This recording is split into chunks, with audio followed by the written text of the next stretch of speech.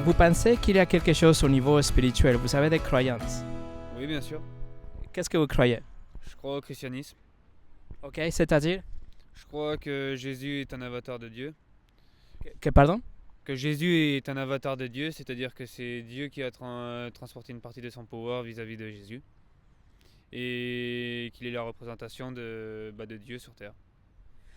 C'est-à-dire que c'est une sorte de christianisme que vous croyez? C'est du christianisme, oui. Et alors, en tant que chrétien, qu'est-ce que vous pensez ça se passe après la mort? Comment ça se passe après la mort, c'est assez vague. Après, je pense que personnellement, on a un paradis, qu'on a une vie après la mort. Ça, j'en suis sûr.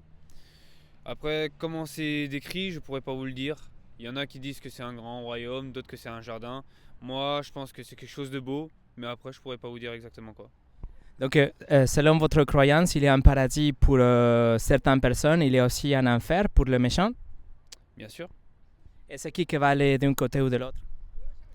Je pense qu'une personne qui a, des intentions réellement mauvaises vis-à-vis d'une autre n'a aucune chance d'aller au paradis. Après, une personne qui a un bon sens, qui respecte les croyances de Dieu ou les autres croyances, bien sûr, que ce soit les miennes ou celles, par exemple, des musulmans ou des juifs ou autres qui respectent les sur terre.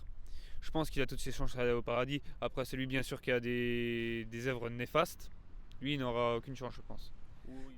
Ou s'il se rédempte, bien sûr. S'il se rédempte, c'est-à-dire s'il demande pardon à Dieu. Morgan, alors, parce que vous êtes à la base, vous pensez que vous êtes un chrétien? Oui.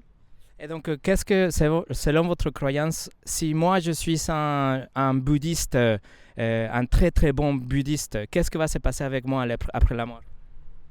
Ça, malheureusement, je n'ai aucune réponse là-dessus, car tout simplement, j'ai pas le droit de jugement. Vous verrez ça, bien évidemment, avec le Créateur. Mais est-ce qu'on doit être des bonnes personnes pour aller au paradis? Bien sûr. Vous êtes une bonne personne? Je le pense. Après, je ne sais pas si c'est vrai, mais je le pense. C'est-à-dire que selon ce critère, si moi je suis un bon musulman, un bouddhiste, etc., moi je vais aller aussi au paradis. C'est-à-dire que je n'ai pas besoin vraiment d'être chrétien. Pour ma part de ma croyance, je pense que vous avez une chance d'aller au paradis. Du moins, si vous demandez pardon à Dieu, même si ce soit moi et que ce soit en fait l'islam qui soit réel. Je pense qu'on peut demander pardon à Dieu et qu'on peut avoir une rédemption de ne pas avoir cru. L'erreur est humaine. Vous avez jamais entendu parler des 10 commandements? Oui, ok. Donc les 10 commandements, on peut dire que c'est le standard que Dieu utilise pour juger les gens. Le 9e, ils disent qu'il ne faut pas mentir. Mais vous avez jamais menti dans votre vie? J'ai déjà menti, bien évidemment. Après, j'ai demandé pardon à Dieu plusieurs fois. Okay. Si on dit de mensonge, on est des menteurs. Le 8e commandement, ils disent qu'il ne faut pas voler. Vous savez jamais volé quelque chose dans votre vie? Ça, non. Si on a pris quelque chose qui ne vous appartient pas, c'est du vol. Si on a téléchargé la musique, etc. Voilà. Je vous donne une autre question. On va dire que vous savez jamais volé, peut-être. Le 7e commandement, ils disent qu'il ne faut pas commettre de l'adultère. Si on est marié, il ne faut pas aller avec quelqu'un d'autre. Mais Jésus a dit que si on regarde quelqu'un et on a le désir charnel envers cette personne, c'est comme si on avait déjà commis de l'adultère dans notre cœur. C'est regarder quelqu'un et avoir ce désir pour une personne. Vous avez jamais fait ça? Je n'ai jamais été en couple, donc du coup, non. Bien sûr, vous n'êtes pas marié, mais vous avez jamais regardé une femme et vous avez eu des désirs pour cette femme. Habituellement, quand je regarde une femme, du moins, si je n'ai pas de désir sur elle, ce serait juste pour regarder son regard, c'est tout. Si on regarde une femme et on reconnaît qu'elle est belle, c'est une chose, mais si on a la pornographie dans la tête, c'est une autre chose.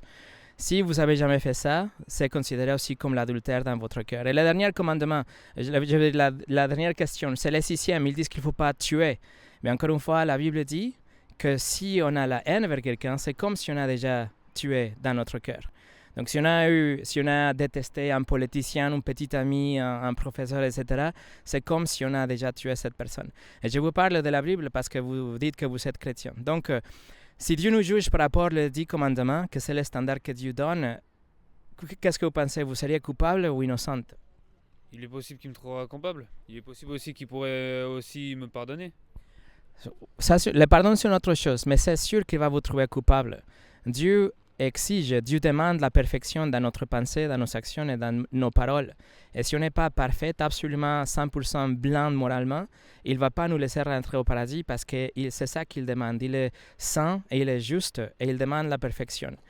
Alors, La perfection, certes, il demande de la perfection, mais il sait très bien que les humains ne sont pas parfaits. Il sait très bien que les humains ont été comblés de vices depuis, en tout cas dans la Bible, depuis Adam et Ève. si on fait des choses qui sont mauvaises, là on va avoir des problèmes avec la justice de l'homme. Vous habitez par ici, donc vous êtes devant les juges de Nice ou de Paris, ils vous trouvent coupable parce que vous avez fait quelque chose d'horrible. Vous avez volé la banque, vous avez tué les policiers, vous avez violé une femme, donc il va vous punir pour ça. Mais Dieu est tellement saint et tellement juste qu'il va même punir, bien sûr, les terroristes, les violeurs et tout ça, mais aussi les menteurs. Aussi ceux qui regardent des hommes ou des femmes avec le désir sexuel. Aussi ceux qui ont la haine vers quelqu'un. Aussi ceux qui ont volé quelque chose de petit. Donc nous avons tous un problème, Morgan. Et le pardon, ce n'est pas quelque chose qu'on peut demander tout simplement. Parce que si on demande pardon ici devant les juges de Nice, il ne va pas nous laisser partir. Il va dire c'est bien que vous demandez pardon, mais la justice doit être accomplie. On ne peut pas demander le pardon. Oui, on peut, mais est-ce que ça va marcher ici à Nice? Ici à Nice, pourquoi ici à Nice et pas ici sur Terre ou autre, par exemple Est-ce que le juge de grâce, il va vous laisser partir si vous dites oui, j'ai volé la banque, mais pardonne-moi, laisse-moi partir?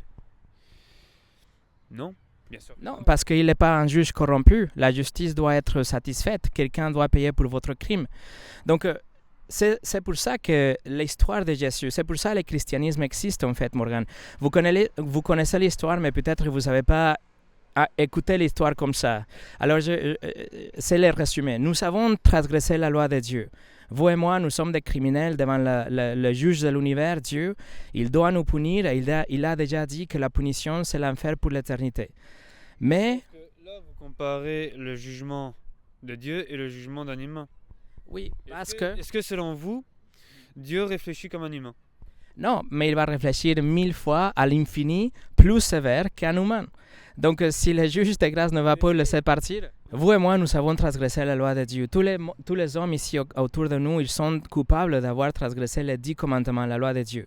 Il doit nous envoyer en enfer parce qu'il est juste, parce qu'il est saint, et il ne peut pas pardonner juste comme ça. Il n'est pas un juge corrompu. Nous ne pouvons pas le convaincre avec nos prières ou avec de bonnes actions. Mais attendez, si quelqu'un paye pour nous, c'est-à-dire si Jésus vient et paye votre dette, c'est là que les juges de l'univers ils peuvent vous laisser partir. Nous avons transgressé la loi, mais Jésus paye notre amende devant les juges. C'est pour ça qu'il y a des preuves, bien évidemment, à faire. Bien évidemment que tu ne vas pas aller au paradis comme ça. Il y a des preuves. Bien sûr que par moment, tu peux être tenté de recommencer. Ça, c'est sûr. Maintenant, si tu promets, par exemple, de moins mentir, de plus voler, de plus autre, c'est une preuve. Il y a bien évidemment de la tentation de partout. Rien que si on tourne autour, on peut être soit attiré par les bateaux qui sont là-bas, soit attiré par des voitures, soit attiré par des femmes, soit attiré partout. Maintenant, on peut demander à Dieu, et on peut lui promettre, de réduire minimalement ceci. Parce que sinon, bien évidemment, si on dit je pardonne-moi d'avoir fait ça, je le ferai plus et tout ça et tout ci, et que c'est des paroles en vain, bien évidemment, si on suit votre point de vue, Dieu ne croira pas. Par contre, si on le promet, s'il voit qu'il y a une amélioration, qu'il y a une tentative, bien sûr qu'il peut avoir des tentations et qu'on peut s'aider, on est quand même humain, mais qu'il y a une tentative de s'améliorer. Morgan, si vous me permettez, je vais vous expliquer parce que c'est très intéressant, mais voilà ce que la Bible dit, votre Bible, la Bible chrétienne. Ils disent qu'aucune de ces choses ne vont pas nous acheter un endroit au paradis. Nous ne pouvons pas convaincre Dieu avec nos actions, avec notre promesse d'éviter la tentation ou les péchés, parce que nous allons encore une fois tomber et tomber et tomber. La seule moyen pour que nous puissions être pardonnés, c'est si quelqu'un paye pour nous, dont le Seigneur Jésus-Christ. Il a vécu une vie parfaite, il n'a jamais péché, et après il a donné sa vie en sacrifice pour payer votre amende. Les juges de l'univers, ils peuvent voir cette amende, le paiement que Jésus a fait avec sa vie parfaite, et ils peuvent vous laisser partir, ils peuvent vous donner la liberté, pas parce que vous êtes une bonne personne, ou pas parce que vous avez promis que vous n'allez pas pécher, mais parce que quelqu'un satisfait la justice en votre nom. C'est ce que la Bible enseigne, c'est ce que le christianisme enseigne. Donc, pour revenir à ma question de début, nous pouvons avoir la vie éternelle, ou qu'est-ce qui se passe après la mort? Après la mort, il y a soit le paradis, soit l'enfer. Nous allons tous aller en enfer, mais parce que Dieu est riche en miséricorde, il envoie Jésus pour que tous ceux qui croient en lui reçoivent le pardon des péchés et la vie éternelle. Donc ce n'est pas une religion, ce n'est pas une secte, ce n'est pas une tradition, ce n'est pas même trouvé dans une église ou quelque chose que vous faites, mais c'est quelque chose que Jésus a déjà fait pour vous. Mais il y a deux choses que la Bible dit qu'on doit faire pour recevoir ce cadeau. C'est la repentance, c'est-à-dire, c'est plus que demander le pardon, c'est vous détourner de votre péché. C'est-à-dire que votre conscience vous dit chaque fois que vous péchez, votre conscience vous dit attention, il ne faut pas faire ça, Morgan. C'est pour ça que vous le faites en obscurité ou avec la porte fermée ou vous ne dites pas à vos copains parce que votre conscience vous accuse. Donc les choses qu'on fait, qu'on sait qu'elles ne sont pas bien, il faut se repentir, se détourner de ces choses. Numéro 2, il faut mettre votre confiance en Jésus seul.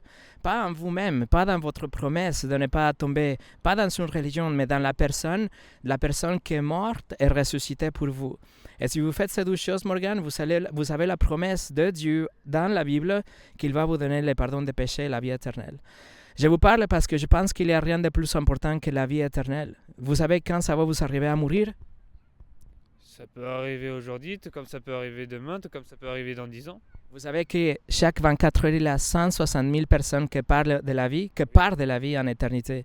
Et donc, ça peut nous arriver ce soir. Et moi, je vous souhaite que vous allez être pardonnés par Dieu si vous placez votre confiance en Jésus. J'ai une foi envers Jésus. J'essaye de me détourner des plaisirs futiles de cette vie en faisant des efforts sur moi-même. C'est quelque chose qui est assez compliqué, bien évidemment. Mais oui, j'ai une foi inébranlable envers Dieu. Enfin, vous avez une Bible à la maison, Morgan? Comment? Vous avez une Bible? Vous avez deux Bibles? Ok. Je vous recommande juste, je vous implore même d'ouvrir la Bible ce soir. Regardez l'évangile de Jean. Regardez le chapitre 3. Jésus parle de la nouvelle naissance. Le seul moyen pour avoir la nouvelle naissance, c'est à travers la repentance et la foi seule en lui. C'est comme Jésus a dit, « Je suis le chemin, la vérité et la vie, et personne ne vient au Père qu'à travers moi. » C'est ce que Jésus a dit. Donc le paradis est là, disponible pour vous, mais il faut passer à travers Jésus. Selon vous, depuis combien de temps je suis croyant, moi? Je sais pas, un an? Un an. J'ai eu ma preuve, bien évidemment. À l'époque, j'étais pas si différent que ça. J'étais plutôt gentil et bien intentionné. Mais j'ai eu quelque chose.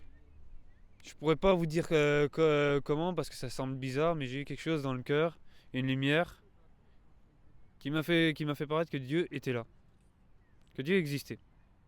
C'est peut-être après que moi, mais j'ai l'intime conviction. Je vous le dis. Je marche dans la rue, je me fais percuter par une voiture, j'ai 100% confiance à ce que Dieu existe. Je ne sais pas où est-ce que je vais aller, mais j'ai 100% de confiance que Dieu existe. Morgan, ça peut être que cet rendez-vous aujourd'hui c'était dirigé par ce Dieu que vous a révélé quelque chose il y a un an. Est-ce qu'il y a des gens autour de vous qui sont en train de prier pour vous pour que vous puissiez connaître la vérité? Et c'est pour ça que je suis là devant vous aujourd'hui. Donc, ça peut être un rendez-vous vraiment organisé par Dieu.